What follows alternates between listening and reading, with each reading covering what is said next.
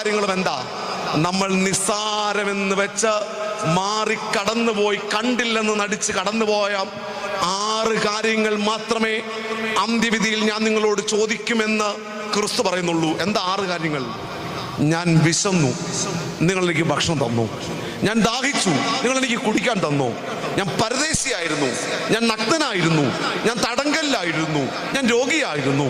ഈ 6 ചോദ്യങ്ങൾക്ക് ഇന്നിൻ്റെ കാലഘട്ടത്തിൽ ഒരു ഉത്തരം കണ്ടുപിടിക്കുവാൻ നമുക്ക് സാധ്യമായെങ്കിൽ ദഹനശേഷിയുള്ള ആഹാരങ്ങളെ കുറിച്ച് തന്നെയാണ് ക്രിസ്തുവും തൻ്റെ പരസ്യ ശുശ്രൂഷയിൽ അന്ത്യന്യായവിധിയിൽ നമ്മളോട് ചോദിക്കുമെന്ന് അടുക്കി വെച്ചിരിക്കുന്ന 6 കാര്യങ്ങളും പ്രിയമുള്ളവരെ ദഹനശേഷിയുള്ള അനുഭവങ്ങൾ തന്നെയാണോ?